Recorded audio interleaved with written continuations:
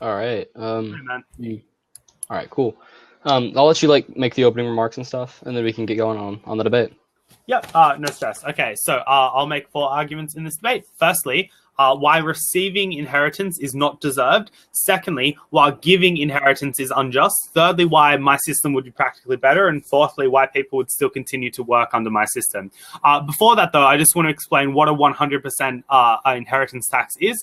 That is, when you die, your children get no inheritance. All of your assets, all of your bank accounts, or all of the family heirlooms are seized by the state and are repurposed for redistributed services, for example. And this obviously represents a very large sum of money. So that means I can obviously fund organizations to monitor people who are siphoning money away or putting it in tax havens and stuff like that. So that's unlikely to occur. And this system would probably have a very close to 100% success, enforcement rate. So first argument. Why receiving inheritance is undeserved. 3 reasons. Firstly, it's not earned in the sense that you as a person are just simply born into a family that happens to have that sum of inheritance given to you, and all you've done is you live your life. At best, you have an emotional connection to the person who has died and then the person who is giving you your inheritance, but you have not done any work in order to receive it. So it's unjust that you have any moral claim over that. Secondly, it's arbitrary that you should be eligible to receive that. So what I mean by that, it's not just that you haven't worked, but the fact that you were born into that family is not something that you even chose to do. It's random which family you were born into, and it's random and it's arbitrary the money that they have been able to give you. So even if you had some moral claim to it, the fact that it is random means that you have a lower claim to it. Finally, it's arbitrary in order to receive it. So not only is it not earned, not only do you not deserve it, but also when the action for you to receive that thing is a loved one to die, and it's arbitrary when that loved one dies. They could get cancer and die very young, or they could live to a very old age. And the fact that that is arbitrary means that the money that you get is not something you have a moral claim over, but is just a random act of nature, which means that it's unlikely you as an individual have any moral claim to that inheritance. Secondly, why is giving inheritance unjust? So, firstly, inheritance offers a massively unfair leg up to a small majority of individuals within society. That is to say, it gives them wealth and startup capital to do basically anything they want, to go to college or university to start up a business, or at the very least, it gives them massive peace of mind in the sense that they don't have to worry about money, they don't have to worry about buying a house. Everything's going to be a-okay for them. That's something that's unfair. My system is a system that ensures equality of opportunity, which I'll explain later. Secondly, it often means that why you don't have the right to give it is that you're dead at the point at which you're giving it, and we don't often respect the rights of dead people. For example, we don't respect their rights of privacy as we rummage through their stuff, and anything we find, we can literally tell anyone, and there's no laws of defamation or hate speech that could stop you from doing so. And what you can do from that is infer the motivation of people who are giving inheritance. They're only giving it at the point at which they die, at which point they no longer gain value from that money. At which point you could assess that they're actually not giving it out of love for their children. They're just doing it because it's something that the society tells you have to do, not something they're doing out of the kindness of their heart. Additionally, thirdly, we think often wealth just begets wealth in a way that's significantly unfair. Because you often, not that wealth begets wealth, but the wealth that you have to give is unjustly gotten. That is to say, given your start in society, you often have a comparative advantage over other people. So, for example, the school that you went to, the people that you know, or the people that your family introduced you to, and often in the sense that wealth begets wealth. That is to say, richer families likely have rich children who have richer families, and then that wealth is passed down. So even if you are one of the rare individuals who worked significantly hard to get a lot of their wealth to begin with, that's a harm I'm willing to cop. But the people who do give that wealth actually don't have the full moral claim to it because they themselves are either the beneficiaries of inheritance or because of unfair and unjust systems, which meant that they got that wealth just as arbitrarily as the people who've received inheritance. So those reasons to believe that not only A, should you not be able to receive it, but B, you should not be able to give it. Third argument, why it's practically better if you introduce the system that I'm proposing. A bunch of reasons. The first reason is that the money would likely go into redistributive services.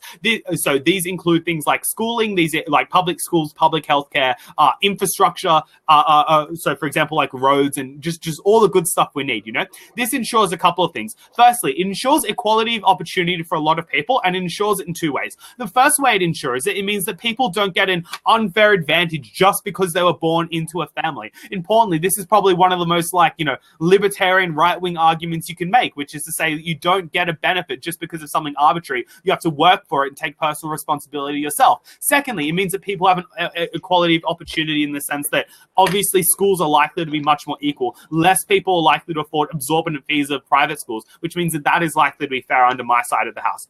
Secondly, there's likely to be less harm that accrues to families. What is the harm that accrues to families right now? One, you have an incentive to want your elderly relative to die. That is to say, you're likely to coerce them into being No, seriously, it's a thing. People get coerced into self-euthanizing. They get coerced into going in palliative care as opposed to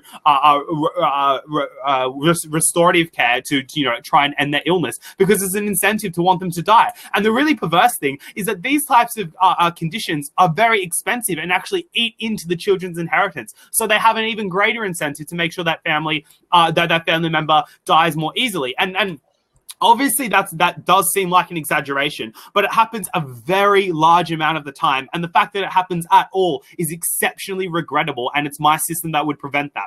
Secondly, it tears families apart in the way that they often fight over who loved dad more, or I've, taken care of my father more than you, therefore I deserve some of this money. That means that there's likely to be fighting with the family for things that they don't have the rights to begin with. My system is a system that prevents that. Finally, often for families, even for very poor families that do have, even those who are not uber rich or middle class, those who are in the lower classes still have inheritance, but inheritance is often bad for them, in the same way that a lot of people who win the lottery end up going bankrupt within 5 years because they are not financially adept to deal with such a lump sum of money. This is a system that drives a lot of people into even further poverty than they do right now. That is something that's bad. Next reason for this. People enjoy their lives less in a world where inheritance exists because they feel socially forced to earn a bunch of money and then save that money up for their kids so their kids can have a good start after they die. That's pretty bad because it means they don't spend it on things like vacations, or they're less likely to. Then they don't spend it on things like their own health, or importantly, they don't spend it on things in their retirement so that they can enjoy their golden years, but they save it up. And often there are pressures on them not to do so. The kids are always like, why are you spending my inheritance in this way? That also leads to family strife. Final argument. Why is it people are still going to work under my side of the house? Firstly, work derives a lot of meaning for individuals. That is to say, you want to do something with your time and you often develop a skill from it and you take pride from that skill, not just the money you are getting. Secondly, often you still need the money in the interim. So that's to say you're going to need to buy a house and buy food and stuff like that. It's just the point at which you die, you don't have that money. We're not imposing anything else during the meantime. Again, importantly, there's also status arguments and stuff that mean that people are just going to enjoy their lives more if they feel richer in the meantime. That's likely to be beneficial for them. Finally, what are people going to do with their money under my side of the house? One, knowing that they're not going to be able to give it to their children, they're either going to do one of two things. One, they're going to invest in their children in terms of experiences, so that's things like vacations, things like making their lives enjoyable in the meantime. Well, and secondly, they're likely to invest in their community. So that means that it's money that they can see is going to live on after they die, and they can choose where that money is going to go. And that choice is likely going to be in the community, which is also something which helps their children, which means that if there's an argument about mutual exclusivity, obviously this is helping their kids as well. Finally, obviously this money is then likely going to be spent on things like vacations or experiences I pointed out before that stimulates the economy in a way that previously did not exist. Obviously, when businesses get money spent into them, they get that money transferred into tax, but it also increases a number of people they can employ and the number of services that they can provide. If more people are spending money because they're less socially inculcated to save all of their money, that means that means that those businesses are likely to prosper significantly more, and you're not going to have the net leakage on the economy that inheritance provides. That's the case. All right, before I move into my case, I have just one simple question for you, and then I get into my stuff. What is the government's purpose? The government has lots of purposes. It's designed to collateralize the obligations of a society such that they can pool their resources and work together, enforce laws, make the society better.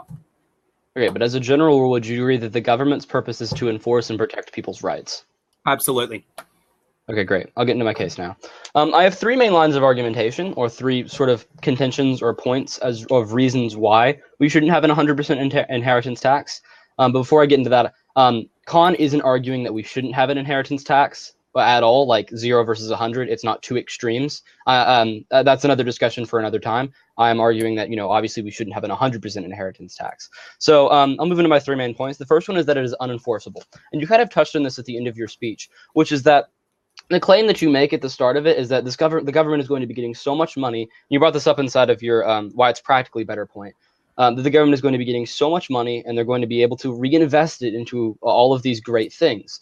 But if you look at what will actually happen, and you touched on this yourself, I'll turn the last point that you brought up against you, which is that these people probably won't actually end up giving their money to the government. They'll end up spending it on things like vacations, end up spending it on things that they'll be able to use up all of their money before they actually have to give the inheritance tax to the government. So it's unenforceable. There's nothing.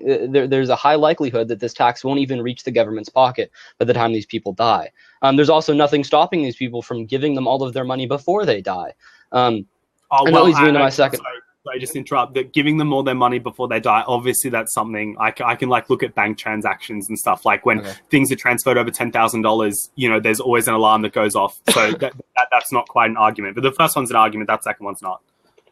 Okay, and I'll also raise, and I'll bring that up in my second point, which is that I reject an 100% inheritance tax on a principal level. I don't think it is the government's responsibility, and I don't think it's prudent as a government to control how people manage their money before and after death. If a person earns money, they're allowed to do whatever they want to do with that money as long as it is not detrimental to other people. It is not the government's responsibility, and it is not their place to determine how people use and manage their money. And 100% inheritance tax would be taking away everything that they own and taking away all of their assets and liquidating it and taking all of their money and putting it into the government's pocket in return. That's not right. That's not what the government should stand for. As we've agreed, the government is there to protect people's rights. That is what the government exists to do. It's not there to, control how people manage and spend their money. This is an example of government overreach, and I don't think it's something that should exist. And then my third point is that the money will stop coming in. This sort of ties in with the first point. So not only will it stop coming in because of the fact that, just logically looking at it, that they'll invest it in other ways instead of just leaving it there and hoping that somehow the government ignores their money. If you look at an economic principle called the Laffer curve, this can be applied to a lot of different things. But the way the Laffer curve works is it's it's an arch. And on one end of the arch, there's I believe this is the y-axis. I'm not great at this. On the y-axis, there's tax revenue, and on the x-avenue, there's tax rate. So the higher you move up the tax rate, the more taxes you should be getting. That's not actually how it works in actuality. So at 0% tax rate, you will get $0 in tax revenue, right? So as you go up, you start getting more and more tax revenue. So at some point, there's some debate over where that peak of the arc is. It starts going down using a principle called the principle of diminishing returns. So as you start taking more of people's money, they're going to stop either working, or they're just not going to put it in place. So if you tax somebody 100% of their income, underneath this, which is applied throughout the entire world into how taxes work, this is a commonly cited economic thing. It's applied in math. It's applied in the real world. If you get to 100% tax, you will receive the exact same amount of money as if you had a 0% tax rate.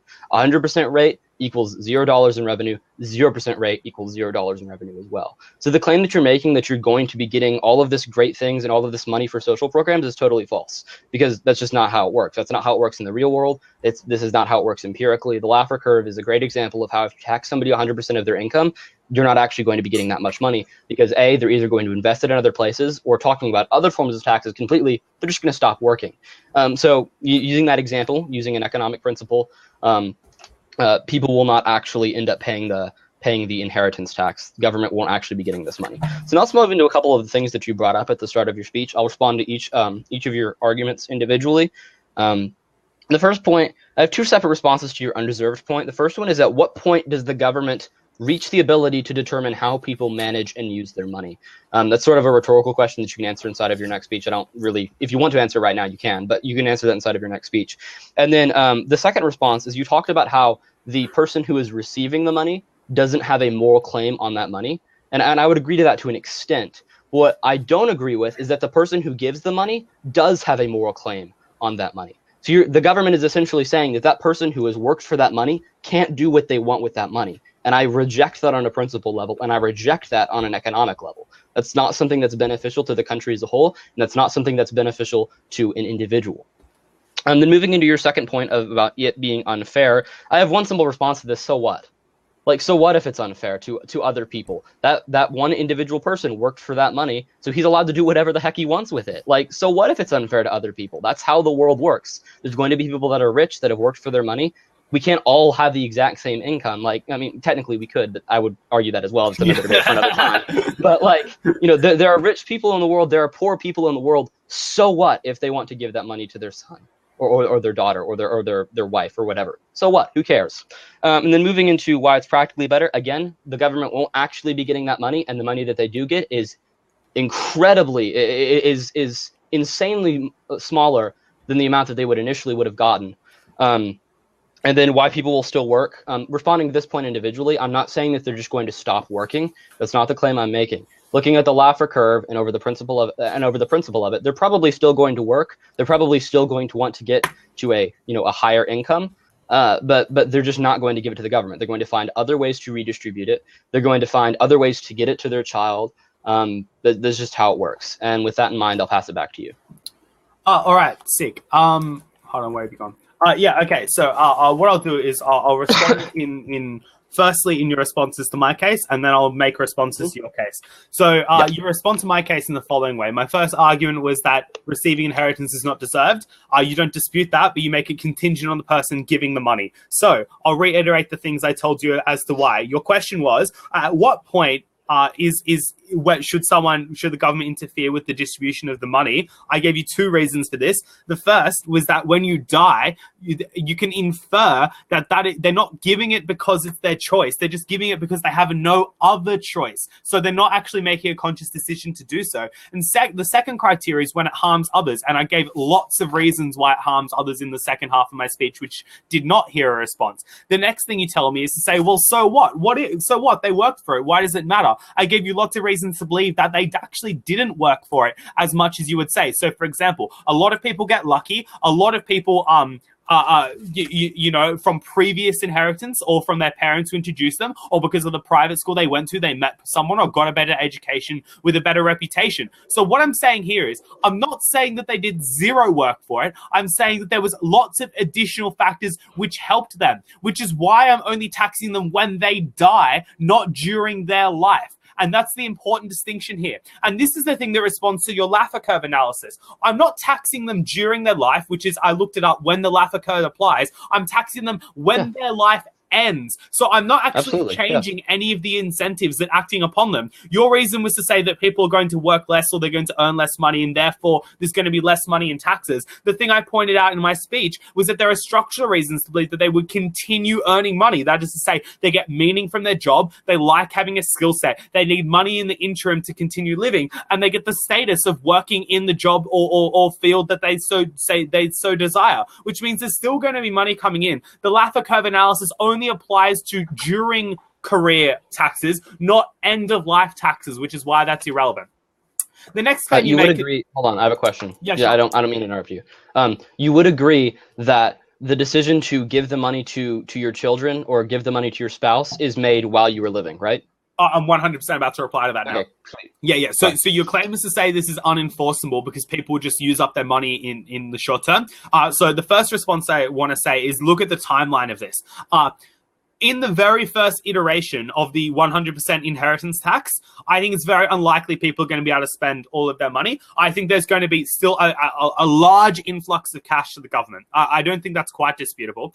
I think the analysis that you give to believe that people are going to have less money over time and therefore less money is going to be coming in because they're spending it on their communities, fucking excellent. I would much rather they reinvest their money into the community, which is one of the benefits I spoke about at the end of my first speech, than them just sequestering it away for their children. It forces them to do things with their money. And for example, if you've studied like recessionary economics, you would know that business stimulation is the best way to end a recession, or at the very least, keep a company in, keep an economy in upwards trajectory of boom, which means that this is more likely to occur under my side of the house, which means that if they are spending their money while they're alive, great. Importantly, if they're investing in their kids in things like vacations and stuff, yeah, that's still unfair. I'm not saying it's not unfair, because some people are happier than others because of the arbitrary choice of birth. However, it's significantly less unfair than them having like thousands or potentially hundreds of thousands of dollars given to them when their parent dies, which gives them an unfair leg up that they did not deserve and the person did not choose to give to them because of the social norm that you should be giving them money. So the thing I'm pointing out here is that even though there is still some levels of unfairness, it's significantly less unfair than the thing than your side of the house. The next thing you tell me is to say the standard that you would prefer is that the government should only intervene if the thing that you are doing is if the thing that you're doing with your money is detrimental. Obviously, I gave you lots of reasons to believe that inheritance taxes are inheritance is super non-detrimental. Firstly, because it caused fighting within families, it caused more elderly people to die, it caused more people to go bankrupt, and it causes families to tear apart. Additionally, it feels like people are less enjoy their life during the interim because they are obligated to give money to their family when they die, which means they're less likely to spend it in retirement, which is when they need these things the most. Importantly, they're less likely to choose medical services, which are really important to them because they are the most expensive ones and they feel coerced because of this norm. Importantly, these are all reasons I give to believe that the existence of inheritance actively harms other people, and that is the reason for the mandate for the government to intervene. All right, sweet. I'll move into a couple of responses that you made to my case. I'll first start off with the responses that I have to your responses to my responses to your case, and then I'll get into some of the responses that you made some of the responses that I had to your case, and then I'll move into responses that you had to my case. So I'll sort of start at the bottom of my flow, but I guess the top of your flow. Anyways, the argument that you brought up against the unfair point, against the undeserved point, you had two separate responses to it. The first one was that it harms others, that, it's arbitrary, it hurts other people. And then the second one is that, like, when you die, you lose all claim to the money. And I have three separate responses to this, and this sort of also ties into the unenforceable point. I feel like both of these responses sort of work together. So I have three separate responses to this. Three separate responses to this. The first one is that they're still going to give it to their children. Again, still going to give it to their children. If they were going to give the money to charity, and if they were going to invest it in their community, they would have already done it.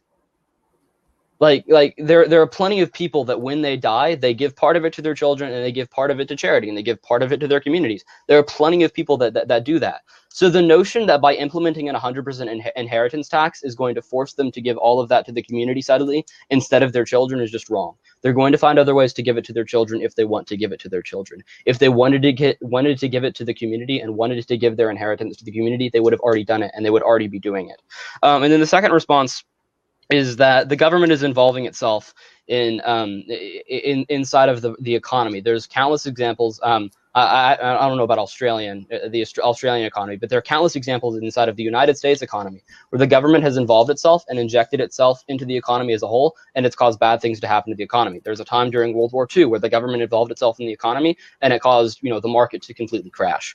Then my third response sort of brings up the first point, which is that you never really responded to the entire premise behind that application, which is that it is still unenforceable. There is no way to enforce that they're going to give you 100% of their income. In fact, what we see is that more than likely, they're going to find other ways to give it to their children, whether that be withdrawing from their bank account and physically handing it to their son, and physically handing it to their daughter, and physically handing it to their spouse, or whether that be buying them vacations, buying them houses, going ahead and buying college education for them. There's other ways that these parents can do that to their children.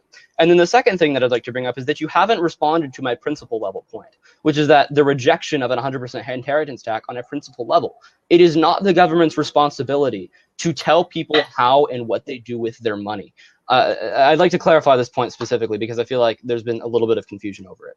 I am not saying that. So there's a person that has the money, right? He's the person that's giving inheritance to his children. I'm not saying that the child or his spouse have moral claim over that money.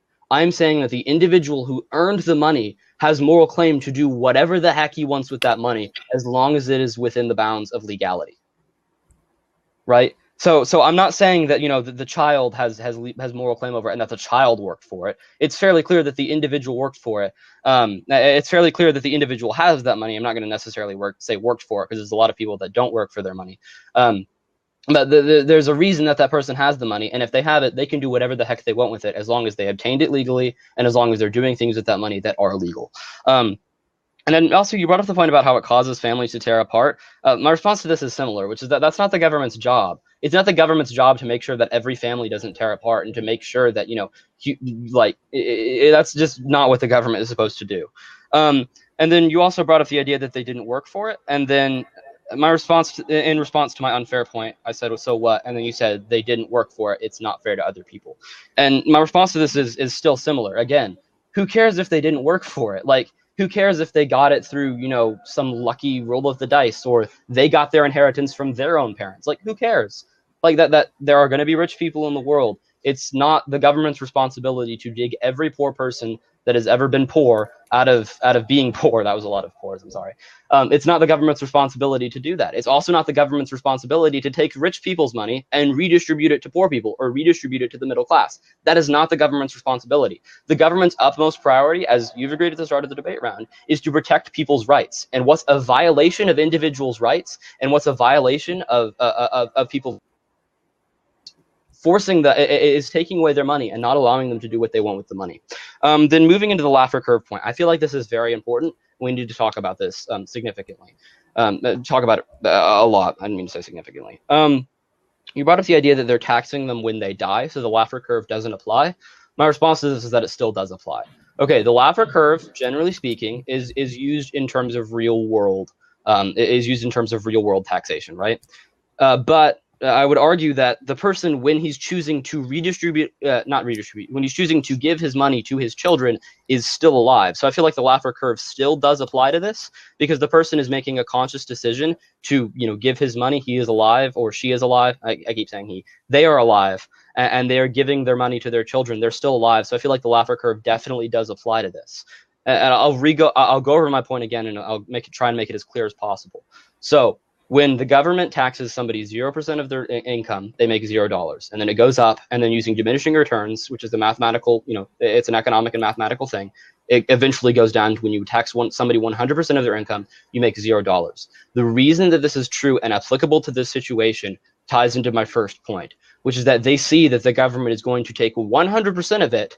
So why would they just leave it there and let the government take it? Why not redistribute it to their children or redistribute it to other things, right? And all of those points really tie together and respond to a lot of things, continually. But I'll pass the mic back to you. All right. Your principle is the government shouldn't tell people to do whatever they like with their money. Do you support any taxes? I do support taxation. I don't support an 100% tax. All right, but a tax is still telling someone what to do with their money, yes or no? Yes, it is, but it's not telling them what to do with 100% of their earnings.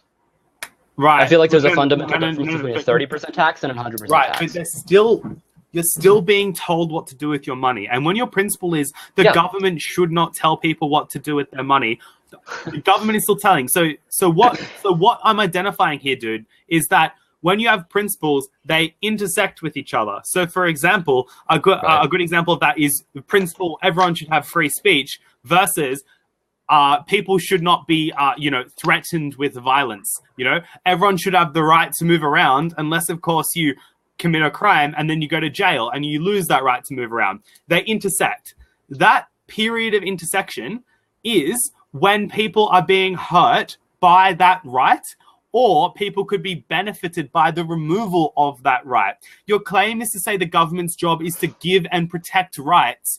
But what I'm saying here is if you are born into a lower class, you are denied and have your rights violated of your equal opportunity to ascend on the corporate ladder and to increase the amount of money of which you are earning. Mine is a system that prevents that from occurring. I'm now going to respond to some of the stuff you say. You say they're still going to give it to their children. I said, that's okay, as long as they're doing it in the way that I explained, which was like vacations and stuff. You say, well, people are just going to give out their money. They'll just go to the bank and remove cash. As I pointed out when I interrupted you in your very first speech, we've already got mechanisms to stop that from happening. We could, one, have the taxation office monitor those transactions, but also there's already flagging mechanisms. So when you withdraw above a certain threshold, That is the government is flagged of that. So, for example, if you withdraw or deposit over $10,000 in Australia, for example, the government's flagged of that because it could be from like illegal operations, for example. So we could implement a very similar system. The fact that this is illegal and there will be enforcement mechanisms mean that it's more likely to take the form of vacations because people take the path of less resistance. So it's going to be experiences, which is significantly less unfair and less unjust in the creation of a class system, as opposed to just giving people a lump sum to begin with. And also, this is a government intervention that also creates a norm. So I agree at the start, people are going to be super grumpy about it. But I imagine over time, when the norm is such that you do not need to give your kids inheritance, / you're not entitled to inheritance, that is something that's okay. I'm now going to talk about the moral claim, because you said it got confused, but I actually think you're the one who got confused. So just we'll do like a call and response thing. You think the person who is receiving inheritance has little to no moral claim, but your argument is that the person giving it should be allowed to give it. Yep? Yeah, I would agree that they can do what they want with their money. Okay, yes. So what I'm saying here is that the person who is giving the inheritance was likely a beneficiary of other unfairness. That unfairness being luck or other inheritance. Now, no. So what you're saying here is if you've got an arbitrary sum of money that's given to you, that then means that you have less moral claim to it. I'm saying the person who's giving money to begin with also has some arbitrary things imbued in their capital creation, which means that when they're giving it, they have a lower moral claim. I am interfering in that moral claim in the least intrusive way possible, which is at the end of their life, as opposed to during their life or at the start of their life. And importantly, this imposition only has to occur once, because once it's occurred once, a vast amount of money is taken out of circulation of individual people's hands, which means that a lot of people are starting at a more equal footing. The final thing I want to respond to is like the fairness stuff. You keep saying, so what? I mean, I'm not arguing that everything should be fair. I'm arguing that there should be equal opportunity for individuals. And which is one of those rights which are being violated, one of the things that you think the government should be enforcing, that equal opportunity is violated when other people get express advantages because of the arbitrary place of their birth. And people should not, regardless of whether or not they fully worked for that money as the person who is giving inheritance, be able to violate other people's rights and entrench a class system of which people did not choose to be a part of. Okay, sweet. I'll move into a couple of responses to your case. The first thing that you brought up, which is talking about the intersection of principles, and you say when my principles in this situation intersect, and I would agree that there is an intersectional point. You said that the final thing that you said, and I'll respond to this individually, is that it's preventing people from being able to ascend in the class system. And then my response to this is that's just plain wrong. Okay, somebody else being rich does not mean that you can't in turn be rich. This is totally false. That doesn't make logical sense. It doesn't make economic sense. It's just wrong. So in fact, more often than not, somebody owning a business and somebody having money and redistributing it back into the economy makes it more likely for you to be able to ascend because there's more money being stimulated into the economy. So by making the claim that by somebody else being rich in turn makes you not rich is completely wrong. And then I'll move into your response. You had really one response. With a lot of subpoints underneath my point that I talked about it being unenforceable. And then it kind of, you talked about how like if you would draw a sum over $10,000 in Australia, they flag it. So that could be enforceable in that manner. And I have two separate responses.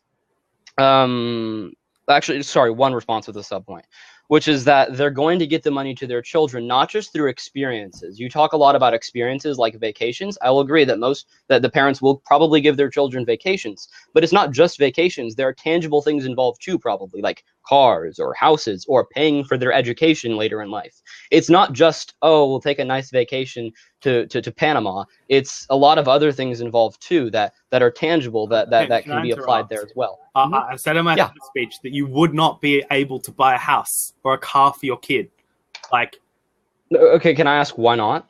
But because that obviously then just belies the moral imperative that I'm saying the government has here. So I'm saying that they should not be able to give large lump sums of money. They can give experiences. Those experiences don't directly translate to money in the future. They just translate to enjoyment. Do you see the distinction between those? Yeah, I have a question for you, which a bright line question. What is the bright line for when that becomes too much money, or when that becomes unacceptable to purchase? Oh, like in terms of an object, like a car or something. So they can't buy an object for their child? No, They things that are. They can buy objects for their child. I think that they should not be things that beget more wealth in the future. So, for example, a smartphone is pretty legit. I reckon, like anything other than above than that. I mean, I'm sure there are examples like, I don't know, you buy like a bed. You know, beds are pretty expensive, or mattresses. But you know, not things that beget more wealth. Okay, that's fair. And I'll bring that up later as I move into, again, a principal rejection of that, which is really one of my main arguments against it, which is that I don't think it's smart economically, and I don't think it's smart morally for the government to be taking 100% of somebody's income. And that's just really what I feel like both of us are kind of at a disagreement in principle on this point, so it's not really impactful to us either way, regardless of how we argue it. But I just do not think that it is acceptable for the government to tax somebody 100% of their income on an economic level and on a moral level. Yep. I'm not taxing income. What? Okay, yeah, I shouldn't say income. I don't think it's right for the government to tax 100% of their money, right? But that's not spending more money when you die.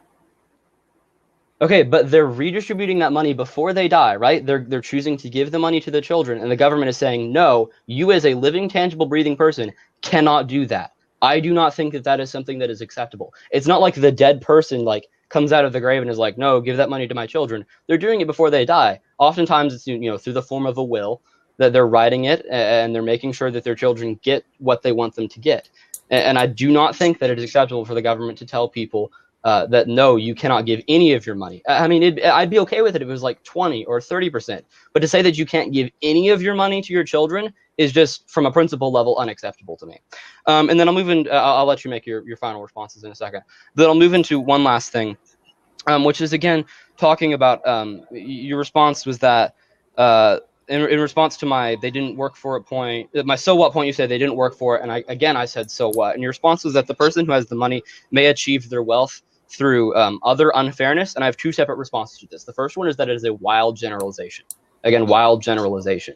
To make the claim that most people have achieved that are in the 1% and in the upper bracket have achieved their money through other unfairness is a wild generalization. In fact, there are a lot of people inside of, I don't mean to generalize as well, but there are people in the upper bracket that have worked their way up from the bottom and gotten to the top.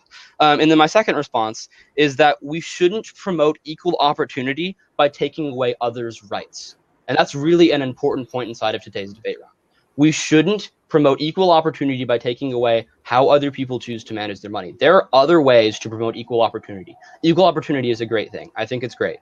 But not at the expense of inhibiting the way other people choose to live their lives. I just do not think that is something that should be considered acceptable. And with that, I'll pass it back to you. All right. The first thing, I'm going to respond to the wild generalization stuff first. Totally. Mm-hmm. I said at the start, there are people who come from nothing and then make it to the 1%. Most people don't. They are beneficiaries of luck and other inheritance. They almost all go to Ivy League schools. They almost all had a private school upbringing. Even the middle class is representative of exactly the same thing. There is transition between them. That doesn't mean that is the thing that is fair. The next thing you tell me is that just because there are other people who are rich doesn't mean that you can't be rich. That's actually strictly untrue.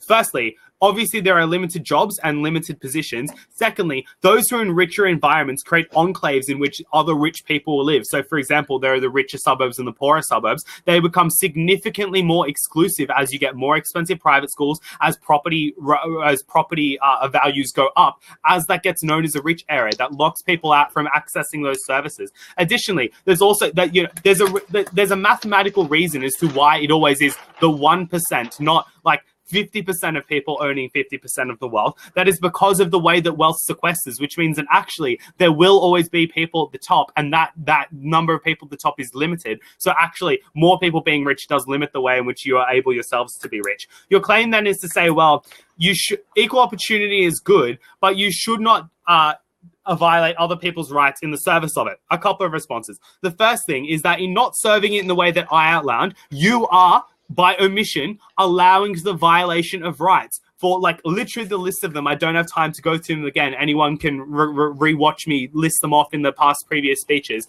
and identify that there are rights being traded off under both sides. I think mine is significantly more impactful. Secondly, I want to talk about even if none of those things exist, even if it's just two rights, equal opportunity versus right to do what you want with your money. My side occurs to a very large amount of people, everyone who is born, who then start off at a more equal footing than the people at the end of their life who have already worked and then have already spent their money. It seems to be a significantly smaller imposition upon them as opposed to the large imposition onto the people who are not born into a higher echelon family and then suffer and dwindle in the lower classes because of it. Finally, the final response I wanted to say is, like you say, like people would still give their money. I'm not saying the system is perfect, but at the very least, like I can, like we do, and you do the bright line question, I can point to less expensive things which don't beget more wealth. I can monitor transactions. Those things are less likely to be impactful and more likely to be just. I'll pass the rest of the time to you. Thanks for the debate. Okay, sweet. Yeah, it has been fun. I've enjoyed this very much, despite, it seemed like we're getting heated at times, but I have enjoyed this a lot. And I'll just bring up some basic responses here. The first thing that you responded to, sorry, I had to use a different page of Flow, was that there's in response to my wild generalization point, you talked about how there's a lot of people that received it through other inheritance. And I've said this before, and it probably won't seem that impactful to you. And I said this at, that was my first response to this point, so what? I'll go back to this again. We've moved away from that, but honestly, yeah. And then this will be made a little bit more impactful as I move into later arguments. So I have to go to my, whoops, wrong page. That's from another debate. Sorry. We'll look at some other arguments that you brought up, talking about how, in response to my point that I said that somebody else being rich doesn't make you poor, you brought up two separate responses to this. The first one was talking about how there are richer areas, and then there are also limited positions. Sorry, I have to write something down. Yeah, okay. The first one is that the rich areas don't stop you from being able to work and ascend into higher positions. That's just not something that's factually true. The fact that there are richer private schools doesn't necessarily mean that the quality of that education is higher. It might be different in Australia, but in America, in fact, there are a lot of places in the country that are in, poor areas. In fact, the best school in the state of Tennessee is in not a great location. It's just down, it's a couple miles away from me, and it's in not a great area. It's in not a great community, but it has some of the best teachers and have some of the best. They had 78 valedictorians. It's an insanely smart school, and it's not in a rich area. It's not in a place where it's limited to get into. So the notion that rich schools and rich areas prevent you from getting smarter is just false. Then talking about limited positions. My response is that the economy is always moving. There's always people moving out of positions. It's not like there's 6 positions that 6 people can get. There's thousands upon billions of positions that promote a wage that could get you up into a higher position. If you spend your money wisely and use that well, you can get into the 1%. Then moving into the shouldn't violate other rights. Your response is that that Khan is violating other people's rights and violating the right to starting on a fair ground compared to other people. But my response to this is this isn't really that important, because I would argue that there's always going to be a situation where there's somebody that is richer than other people, and taking away other people's money that may or may not have worked for it is not going to solve that problem altogether. There's always going to be rich people. You're trying to put a band-aid on a problem that really can't be solved. And then your last argument is talking about equal opportunity versus the right to do what they want with their money. My response to this is very simple, which is that this probably wouldn't even give and promote equal opportunity. And this is something that I've kind of strayed away from, which is that the affirmative case wouldn't actually glean as much money as he says it will, because of it's something that we've got away from, but because of the argument of the Laffer curve and all that. This is something that I think he dropped inside of his later speeches, but I think it still stands. It's the principle that if you tax somebody 100% of their earnings, and you tax somebody 100% of their income for a lot of different reasons, diminishing returns, they won't actually end up giving you that money, through not just the Laffer curve, but looking at how it would work. Even if they don't give the money even if they don't like buy a house or buy education for their student, you wouldn't be getting the advantages that you promote. So you talk a lot about how like, oh, they're just going to buy vacations for their kids. Okay, that's fine. They can do that. But you won't be getting all of the social programs that you talk about. You can't have it both ways. So either it is enforceable and you get the social programs, or it's unenforceable and you don't get the social programs. And I feel like that's where the distinction comes up inside of today's debate round. So with that in mind, I'll make my final voting issue, which is one of principle. Again, principle. It is the con's position inside of today's debate round that taking 100% of somebody's earnings is not something that should be considered morally, legally, and economically acceptable from a governmental standpoint. And because of that, I'd ask you to vote con. Thanks.